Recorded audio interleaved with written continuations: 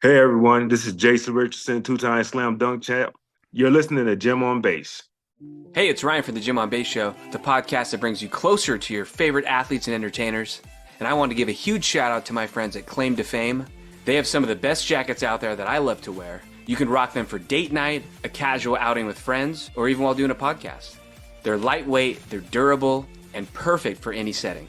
My favorites are the dark blue, the olive shade, and if you want to switch things up and go for a lighter color, one of my favorite go-tos is the Pacific blue. So check them out at claimtofame.com for all their different styles. So make sure you click the link so the next time you step out, you'll be feeling good with Claim to Fame. Welcome back to another episode of the Gym on Base Show. For today's very special guest, we have on someone that played 14 seasons in the NBA. He's a two-time slam dunk champion. He's one of my all-time favorite players. He's known as J-Rich. Please welcome the great Jason Richardson. Jason, thanks for coming on. Thanks, Jim, for having me on. Yeah, it's good to see you. And I think I saw, are you like in Colorado these days, or where's home now? No, I'm in Miami now. Oh, I'm nice. living a good life. Yeah, you're on the beach. Oh, yeah. How did you end up in Miami?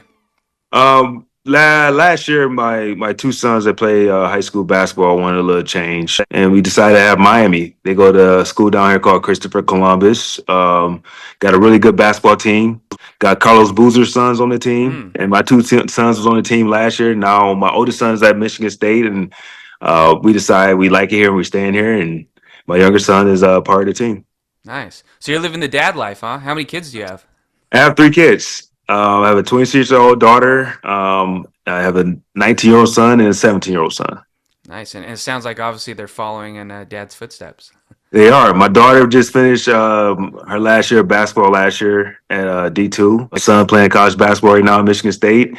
And my youngest son right now has, I think anywhere between 15 and 20 college basketball offers. So I'm pretty sure he's going to play college basketball also. That's cool. And then did your daughter go to Michigan State or? No, my daughter went to a D2 school in Denver called Metro State. And then she actually ended up at Cal State East Bay for her last year. So I was out there in Hayward for a little bit every now and then. And she graduated with her master's, and now she's a psychologist. So definitely proud of her. Wow, that's awesome. And it's got to be surreal, too, then, for your son to go to Michigan State, where your old stomping grounds, right? Yeah, absolutely. It is surreal. He actually got a game tonight, his second one. He had his first one Tuesday. Was it Tuesday? Yeah, Monday night. And back in the arena, just seeing everything, seeing some of the accomplishments we had made over the years there, seeing familiar faces, and then seeing his first, collegiate points, man. It was pretty surreal to say, like, man, 25 years ago, I was in this arena doing the same thing. It doesn't seem like 25 years, though. It's crazy. It is crazy. I just aged myself. Well, I got to ask, besides basketball, now you're retired. I'm sure you're up to other things, though. So what other hobbies are you into? Are you into traveling? I'm a golfer. I am a golfer. I love golf. I just had knee surgery.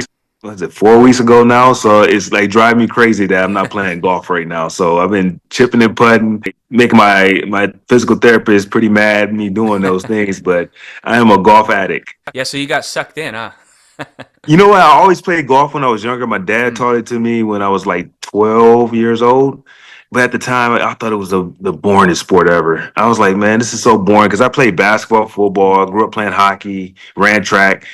And I just didn't, I thought it was so boring. And like to this day, I regret every moment that I just didn't stuck with it when I was younger. Well, you're in the right state for that, huh? A lot of good golf courses out there. Yeah, but it's not in Miami. That was the shocking thing, me moving here to Miami. I was in Denver for 12 years, moved to Vegas for 3 years, and both places had some really great golf courses. It's just not a big golf community down in Miami. But if you go an hour, half, 2 hours north, West Palm Beach, Jupiter, yes, you got some world-class golfing up there. So I guess you and Carlos Boozer can go out and talk about what the kids are up to, right? Yeah, absolutely. Well, one thing that I always ask people when I have them on, because I'm a big music fan, I'm curious, what kind of music are you into, and who was your first concert?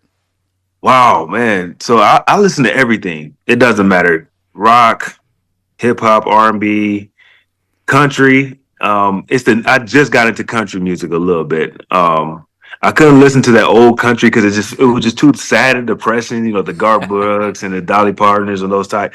But the new type of country music is actually really good now. Like Florida Georgia Line, Braylon, I can't think of other guys I'm listening to, but it's some good country music. And then my first concert ever was The Roots. Oh, okay, Yeah, nice. they came to Michigan State, and I was coming home for a practice, and my roommate's like, "Hey man, I got tickets to see the Roots," and I'm like, "Okay, I heard of one of their songs." I said, "I'm tired. I'm practicing." Like, man, just go with me. I'm glad I went because it was one of the best concerts I ever went to. It was just crazy. We was in a small. We weren't even in the real basketball arena. We were just in a small, intimate space, and they rocked it for like 2.5 hours, man. Wow. Yeah, I play the drums, so you got a little Questlove action. Yeah, absolutely, nice. Very cool. Well, I asked too. It's a good setup because I know in retirement you've been playing for the Big Three, right? And Ice Cube's like the commissioner of that Yeah, league.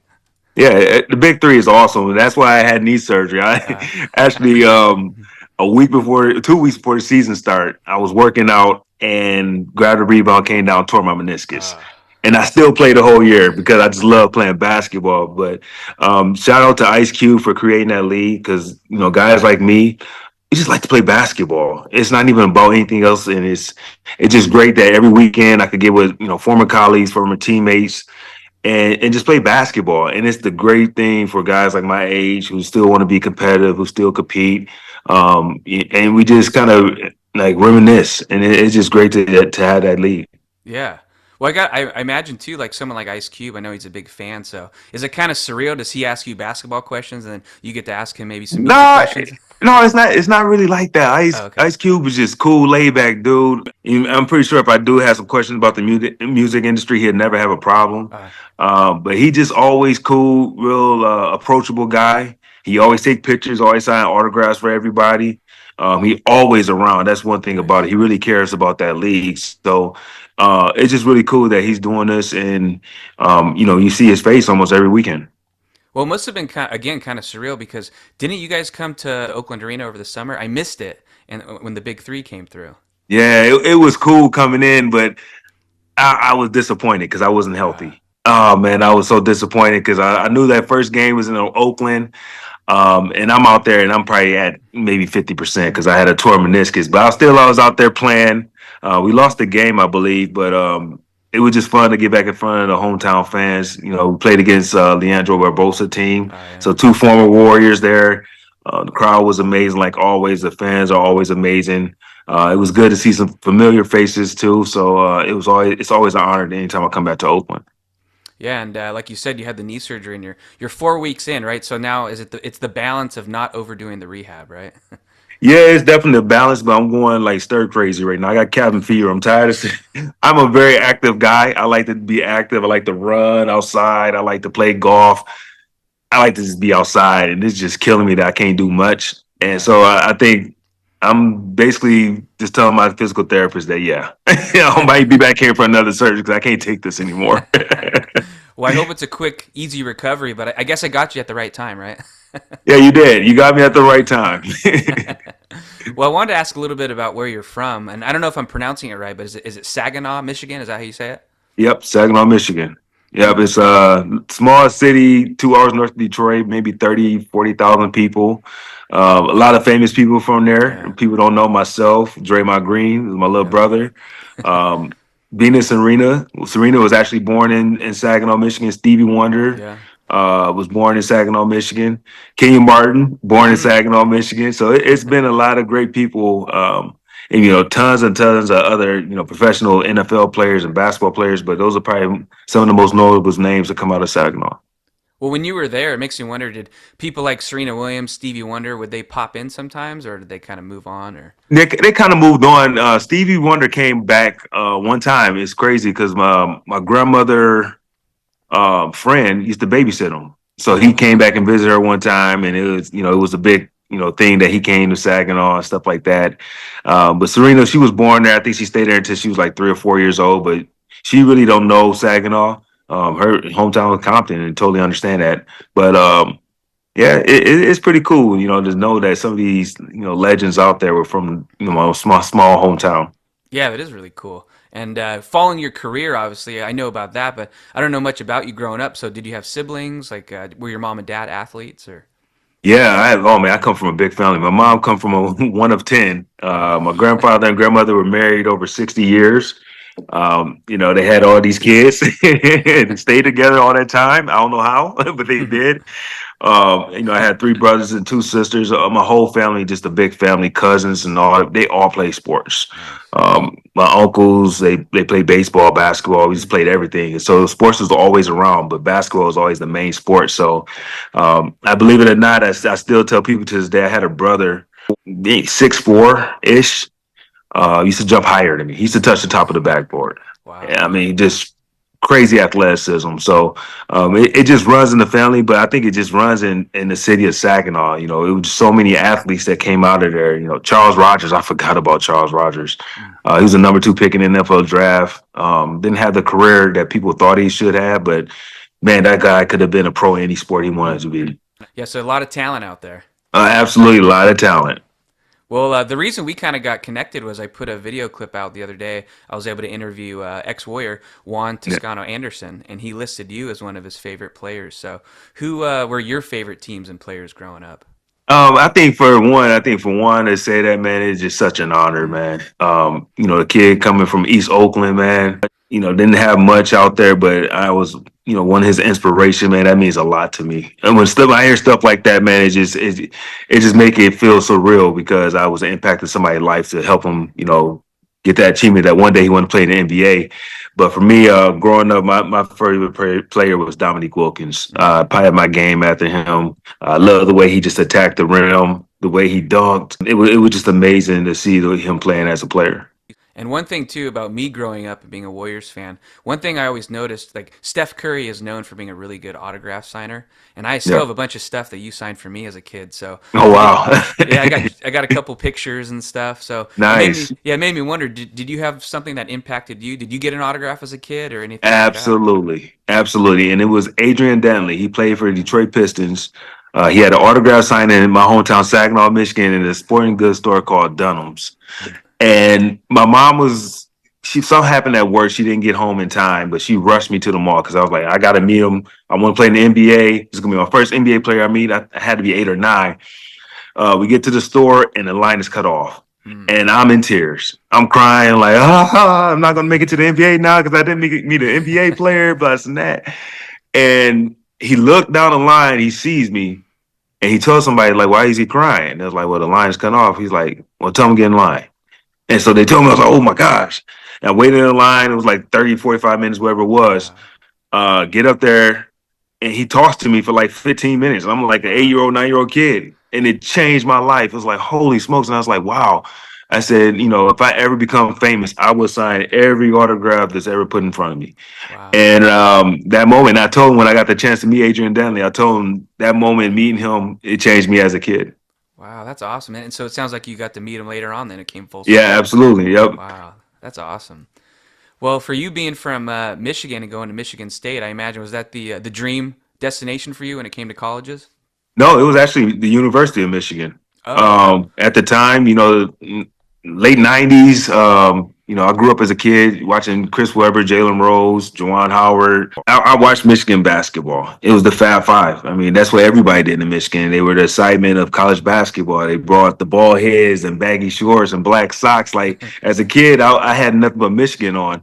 But towards once I got to high school, Michigan State started making a name for themselves. And, you start hearing about Mateen Cleaves and Charlie Bell and Morris Peterson and Antonio Smith and like the Flintstones. You're like, okay, let me see what these guys are about. And when I went to Michigan State, when I was a sophomore, when I started getting a little bit of recruits and they were having, guys come up, it just felt like home. It felt like a family. Those guys treat me like I was already on the team and I was just a little kid in high school. But as I started going through the recruiting process, I knew that was the place I was going. Well, I know you played with Juwan Howard later on in your career, so did he give you a hard time? No, but we always talk junk to each other every time. It's just a rivalry. The Michigan State thing is always a rivalry. Anytime you see somebody that went to that school, you just give it to them, especially when it's game day and or game week for football. Well, I know Tom Izzo, he's kind of popped in at Warriors games through the years, like for Draymond Green. So I imagine, do you have a special relationship through the years with Tom? Absolutely. Coach Izzo has always been great. Always. He always been like a father figure, father away from home. He always got your back. Mm. That's one thing I could say about you. He's going to fight for his guys. He's going to get the best out of his guys. He's going to coach you hard, but at the same time, he's always going to make sure you're all right as a person. So, you know, it's just still surreal. 25 years later, my son is actually getting coached by him, Wow, and yeah. it was crazy. Somebody put it on Twitter. You know, I'm on the court and Izzo's talking to me, and we're talking, and they got the same picture of Izzo talking to my son, and it's Mm. 25 years later. And that just doesn't happen at a coach stay at a school or university for that long and to coach a second generation player. That kind of reminds me because I got to go to the Santa Cruz Warriors and interview Nicholas Kerr, and as you know, his dad Steve Kerr is coaching the big team, so it's kind of Yeah. similar. Yeah, it is. It's definitely cool that, to see, the new generation coming in and kind of following the father's footsteps. Yeah. Well, we spoke a little bit about Draymond Green there, and I thought it was crazy. You've probably already been over this, but the similarities. You're both the same height. You wear the same number. Both went to Michigan State, and then you're both from the same town. That's insane. Yeah, it is. It's like the same career path. It's so Yeah. crazy. You know, Draymond's always been like a little brother, always been great, always been a competitor, always been the underdog. And the career he made for himself just shows you with hard work and dedication, you could achieve anything. I mean, this guy's been an all-star, he's been an Olympian, he's been a champion, and it was all because of the type of work he put into the game he loves. And so it's so cool to see him have success at the level he has. Win championships with the Warriors, having the same career path, basically from Saginaw to Michigan State to Oakland. It's just amazing to see. Yeah. And like we said, you wear the same number. And just so you know, I have two number 23 Jason Richardson jerseys. I still rock the Chase Nice, Center. Yeah. nice, So I wear them with pride. nice. Well, you were drafted fifth overall in the NBA draft. So I'm always curious, what do you remember about that night or the anticipation leading up to it? Man, the first thing I remember when anybody talk about the draft, I literally was running around New York 3 hours before the draft trying to find a suit. I had this custom suit made, and the guy he didn't finish on time, and uh, he tried to bring me a suit. It just didn't work, and so I'm going around New York. And for me, I'm not a super tall guy, but I'm not a super short guy. So I'm in between. So it's like I can't really go to a big and tall, but I can't really go to like a Nordstrom's or Saks. yeah. It was the hardest, the most like literally like worst time of my life. Like I'm the day I'm supposed to be like just chilling, having a good time, getting ready to draft. I'm literally panicking, couldn't find a suit. Somehow end up, finding a suit, having a great night. But that's the first thing that always stick out of draft night for me. A different level of stress. Absolutely. Well, I had a random question. When you go up and you shake David Stern's hand and he puts that Warriors hat on you, do you still have the hat somewhere? Or? No, I don't. I think my mom had that hat somewhere.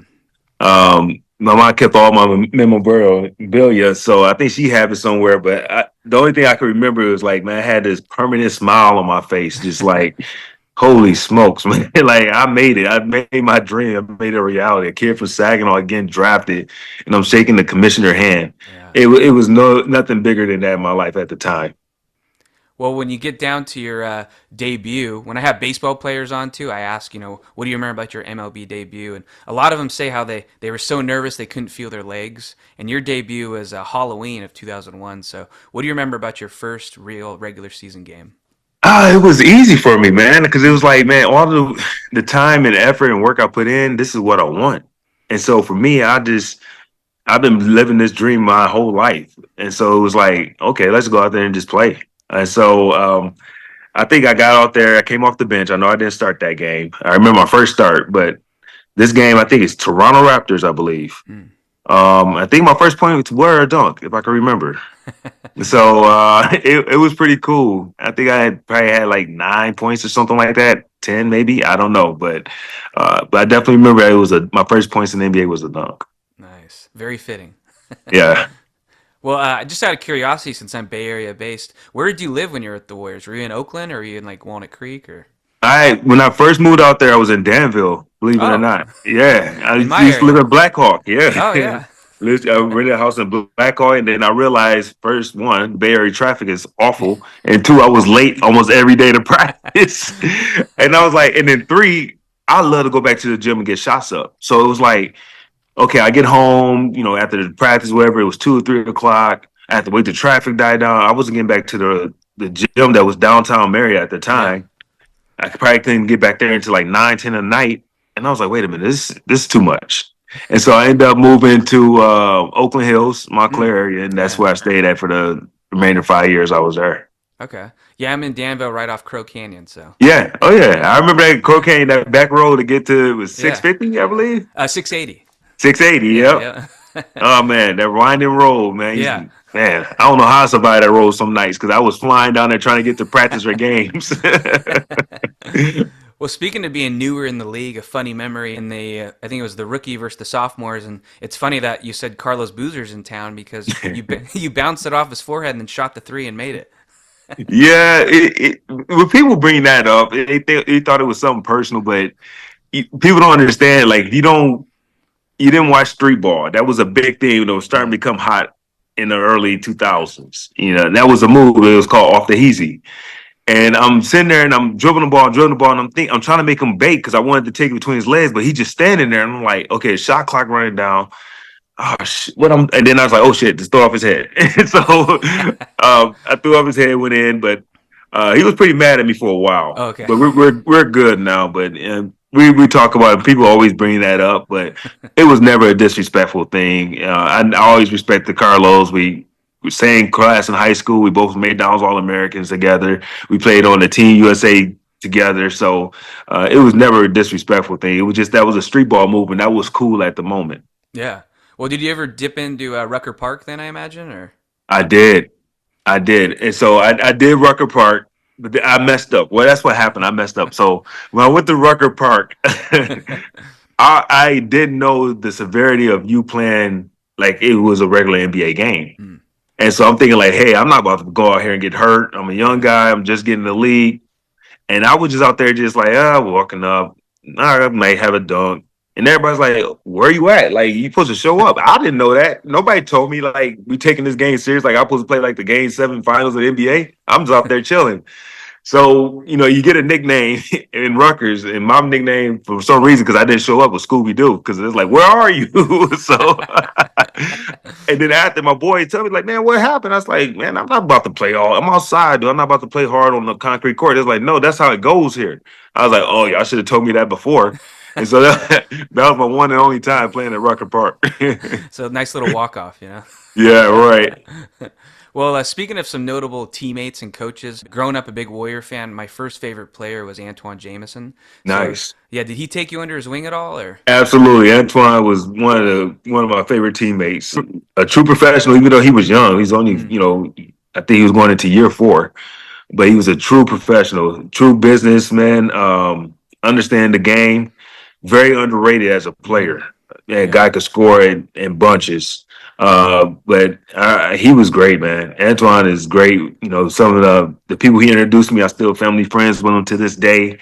And I'm just excited that he's a GM now with the Yeah. Wizards. So Antoine was great.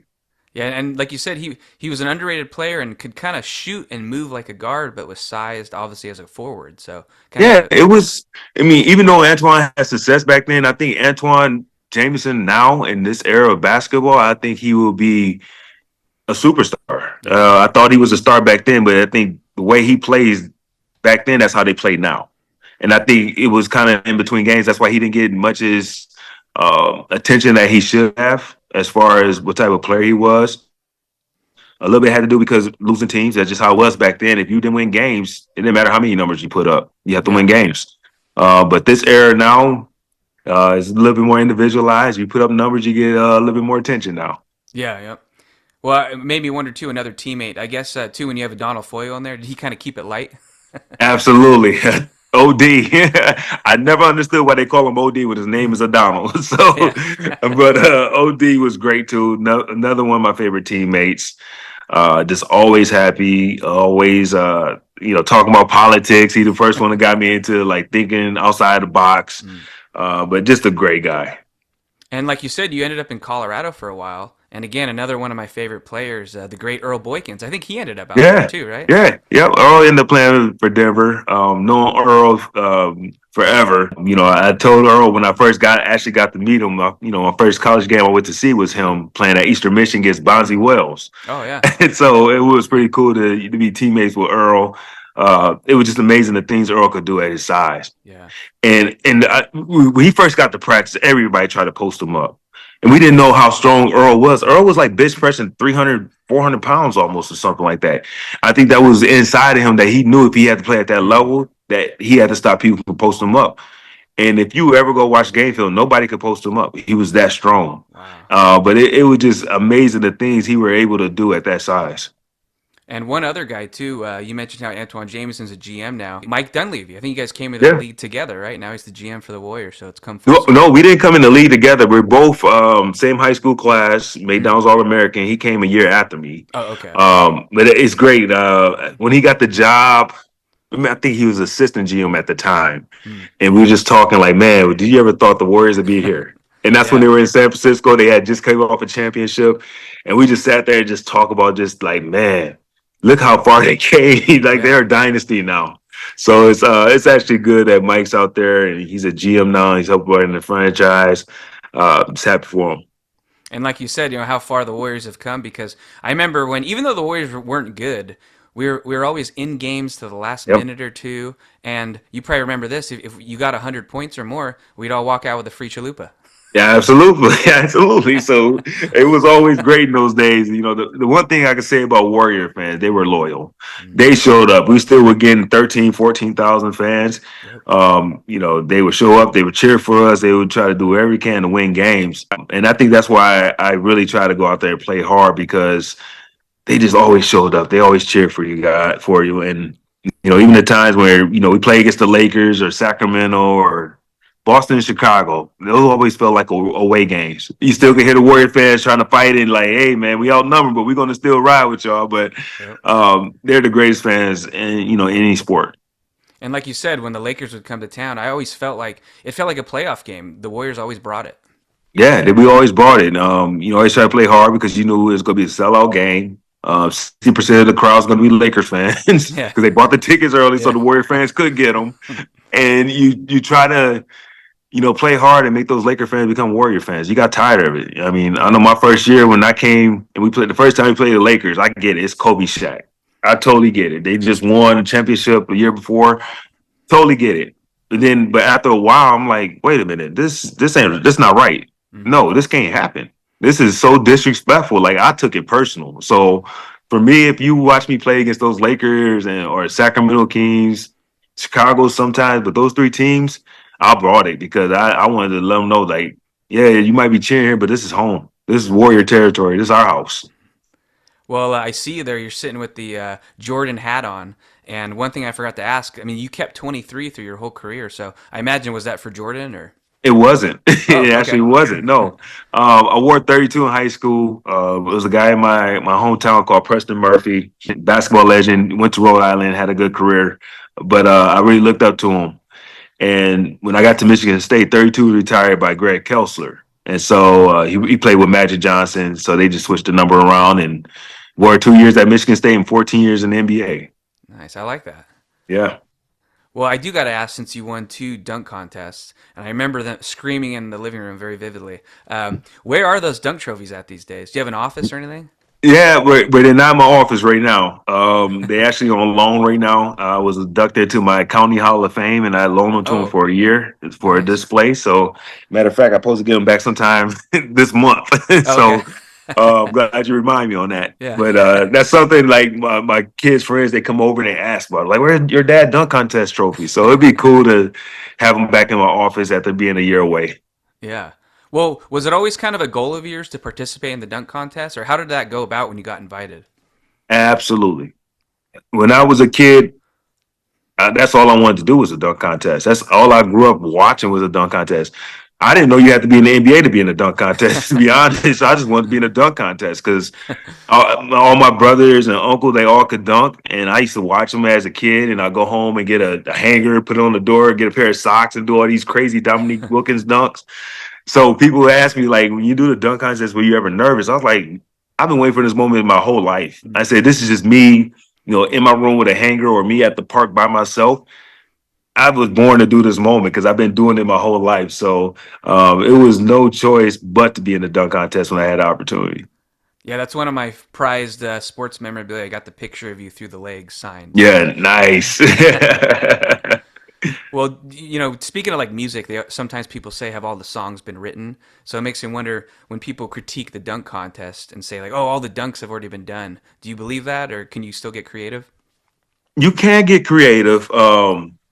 Not trying to pump up, but my son had done a dunk last year. Yeah, it was last year. He had the high school dunk contest, and he did his dunk. He jumped over his brother, and he turned midair, and he's like glided in the air backwards and dunked it. And I'm like, I still can't figure out how he can torque his body to do that. But I think what the hardest thing is you go on YouTube and you see these professional dunkers, and they're doing stuff that nobody else could do but them. And so I think a lot of people are like, oh, the NBA players can't do that and stuff like that. Well, a lot of people don't understand NBA players are not just sitting there around trying to think of dunks. They're working on their whole Yeah. complete game to try to stay in the NBA. So I think a lot of guys are shying away from it because it is harder to become a creator of dunks. And those dunks that those professional dunkers are doing, you have to practice those dunks. NBA player, we just don't have time. I mean, for me, when I was dunk contest, the only time I prepared for it was like the day before. Mm. So, if we left on a Friday, on Thursday, I was in the gym like, okay, let me have a set list of dunks I'm going to do. It wasn't like I was working on that the whole season. Like I got Yeah. this one. I literally, and some of those dunks I didn't do until I done them at the dunk contest, like the between the legs backwards. Gilbert Arenas actually told me about that dunk. He showed me what to do, and I Oh, tried it one time, and I was like, I just can't get it. But I said, I know when the dunk contest happened and my drilling is rushing, and I'm pumped up, I'll be able to do that dunk. So that was just the part of the dunk contest for me where I just didn't spend much time doing it. yeah, that's a nice reference there. Agent Zero. Yeah, crazy Gilbert. Yeah. Well, when you guys finally made the playoffs in '07, I was a senior in high school, and it was the first time the Warriors had made it in 13 years. So for Yeah. me, that was the first time I'd ever seen it in my life. And Wow. yeah, so it must have been awesome for you to finally give the Warriors almost like that validation, right, on the big scale of things. Absolutely. Especially coming from, my high school career, my senior year, made to the state championship game, lost, but it was still the experience of being in the state championship game. My first year, Michigan State won the national championship. My second year, went to a Final Four. Then my first year in the NBA, I won 18 games. I was like, what is this? Then my second year, I think we won 19 games, and then we won 23 games, and then 25 games. And it's a lot of losing going around. And I'm just like, man, like I want to win. And so to finally make it to the playoffs, having that arena, sold out 2 hours for the game, everybody's standing up and you walk in the court and everybody's cheering. It gave me goosebumps, man. I was like, oh my gosh, this is amazing. This is everything I wanted for this organization and for the fans. It's just one of those experiences you would never forget. Yeah, I definitely won't forget it. And I was so excited. I got that "We Believe" sign, and I put it in the back of my truck, and I drove to school. I drove to school the next Nice. morning. I got pulled over because it was a view obstruction, but the cop was a Warriors fan, so he let me off. Nice. Yeah. Well, I talked to your ex teammate on that team, Matt Barnes, the other day. He was in Yeah. town, so I'm sure you had such great chemistry, great characters on that team. It was, man, it was just amazing how a group of guys came together in a short period of time. It wasn't like we were together the whole season. We made a trade for Al Harrington, Steven Mm, Jackson right before the deadline. yeah, And Barron hasn't played much the whole season. He was hurt. I think I was coming off a broken hand, I believe. Monte was coming to his own. Monte was starting to become yeah, Monte Ellis. Matt Barnes was starting to have some good minutes. Andres Bianchi is starting to show up. yeah, So, once, Barron got healthy, and I can remember vividly, this trade happened with Stack Jack. I was finally healthy playing like my old self. We played the Pistons. And the Pistons, this is the Pistons that just won the championship the year before, 2 years before, wherever it hmm was, 3 years before. And they still had Chauncey Billups, Rip Hamilton, Ben Wallace, Rasheed Wallace. And we went out there and destroyed them. I think we beat them by like 30 something. I mean, we literally destroyed. They had no answer for us. And we get on the plane and we like, holy smokes, we're pretty good. Normally you say, hey, we had a feeling something special was going to happen. And we sit on the plane and we're talking to each other and we made a commitment to each other like, hey, the playoff door haven't shut out on us, man. We could actually make the playoffs. And I can remember that toast we had to each other because we all had like a beer or a juice, whatever it was, on the plane, and we made a commitment to each other, and we fulfilled that commitment and went to the playoffs. And I remember too when just the excitement. It seemed like something was different just when Baron Davis was traded, and I was there for his first game as a Warrior, and it just seemed like something was different. And sure enough, like you said, there's some good things down the road.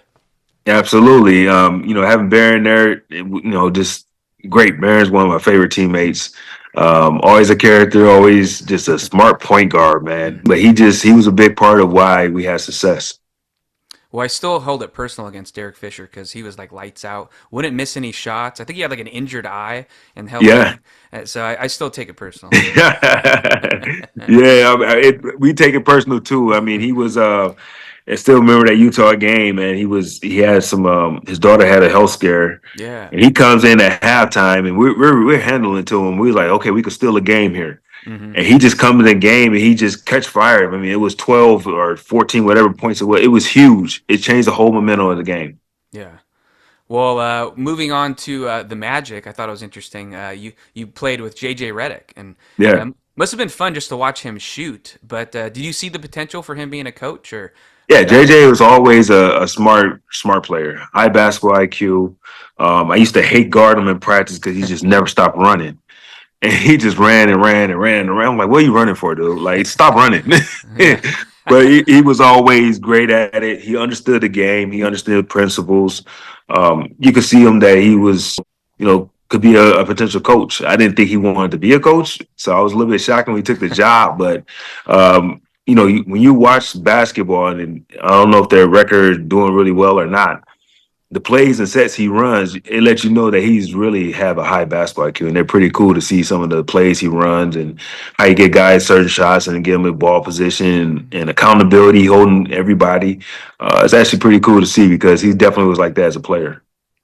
Well, speaking of good shooter, good passer, what was it like playing with a Canadian guy, but he went to college in the Bay Area, the great Steve Nash, when you're on the Suns? Oh, it was great, man. I mean, the first practice I had in Phoenix, and we're playing, I got hit in the head with a ball. Boom. I'm like, oh my God, what just happened? And they just told me, like, whenever you cut and just have your hands ready, he's going to find you. If you open, he's going to get you the ball. And it just made the game so much easier, man. He just finds people. It's like he could have like 8 sets of eyes. It's like, how does dude make these passes and find people? But it was so great that whole Phoenix time. Playing with Amari Stoudemire, Grant Hill, Leandro Barbosa, Jared Dudley, Shaq. Robin Lopez. Shaq was a part of the old. It was fun with Shaq because it was a lot of losing going on with Shaq. We should have been a better team. But it was pretty comical, that year with Shaq. But the next year was really fun when we were winning a lot of games. Nobody was picked us to be good, and we finished third in the West and made it to the conference final that year. Well, I do got to ask, with all the jersey swaps going on these days, did you ever do anything like that, or do you have any mementos from your career like that? Absolutely, I got all types of jerseys. Some of them got stolen in transition when Uh, people move and stuff like that. But I got tons of jerseys. I got a lot of them. I got Michael Jordan jersey. I got Dominique Wilkins. Got Draymond. Got to have one of my guys up there. But I had Gilbert Arenas, Shaq's. I have a Steve. I had all of those jerseys. you got any Kobe Kobe's? jerseys. Yeah, I got Kobe jerseys. Yeah, oh, yeah. Definitely got a couple of Kobe jerseys. Got Steph's jerseys. I got just all the top players. Well, I do got to ask, we talked about Warriors finally making the playoffs, and then once you kind of retired and went out of the league, what did you take a lot of pride seeing the Warriors turn into a dynasty and see the fans Yeah. get? Yeah, I was absolutely. I was rooting for them when they were. I was still in the league. Yeah, I remember that. They're Cleveland, and first of all, I was rooting because Draymond, Mm, guy from Saginaw, I got to support him, and then it was the Warriors. I knew what the fans been through, man. And I know what all the losing and yeah. guys coming and going, and now you got to find a great core. You had Draymond, Steph, and Clay. They won that first championship, man. I was rooting loud like I was on the team. Well, yeah, do you ever sneak out to the Bay Area anymore? Do you go to games here and there? Or? Every now and then, I come out, I sneak out. But last year, when I only have one, well, it's still a little bit hectic, but having two kids playing Mm, basketball at a high level, they travel across the country all the time. Now it's even worse. You got one kid in college, now you got one mm, kid traveling across the country for high school. So yeah. it's kind of hard to get back as often as I used to. But I try to sneak back every now and then. Yeah, I guess you got to go to their games, huh? Oh, absolutely. Well, I am curious. You know, you always have these great NBA legends, dunk contest winners on the panel for the dunk contest. So, when are we going to get Jay Rich on the panel? I was on the panel in Atlanta, and Oh, it okay. was awful. Yeah. Not because the judging or the dunk contest. It was during COVID. Mm. They put us way up in like the suite area level, so we couldn't see the dunks. And the Oh, only way okay. we could see the dunks was they had to put it on the screen. So we had like a obstructed view. We couldn't see the dunks, and so I didn't really get the grasp of some of the dunks that were getting done, and we got criticized for it because we were trying to, look at the dunks on the video, and they rushing us in the earpiece like, "Hey, make a decision, make a decision." We're like, "Wait, we haven't seen the dunk. Like the dude made Yeah. the dunk 10 seconds ago. It haven't came on the screen yet." It was an awful experience. So Yeah. hopefully, hey, you never know the All-Star games in the Bay Area this year. Maybe I get invited back to do it, but my last experience wasn't the greatest. So hopefully, I can redeem myself for it. Yeah, definitely. And one last thing, you know, all these ex players are getting to like the podcast game. So, can we ever get a Jay Rich podcast or anything like that down the line? No, because I'm pretty much just a laid back guy, man. People ask me to do a podcast, but um, I don't know. I open up to people, but I can't just be the star of the show, I guess. So Yeah. for me, it'll be hard for me to be that way. So we'll see. You never know. Yeah. Well, last question then. What else is on the agenda today? Today's Wednesday, so what are you up to?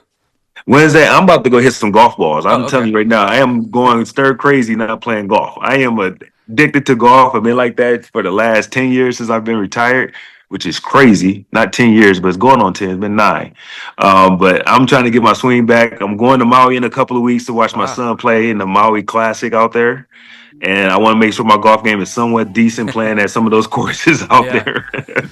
Awesome. Well, Jason, I got to tell you, it's very serendipitous. I've been hoping to get you on for a while, so to finally be able to chat with you, it's really been a lot of fun. So thanks for giving me some time, and hopefully I'll see you down the road, maybe at the All Star game this year. Maybe at the All-Star game, no problem. Thanks for having me on.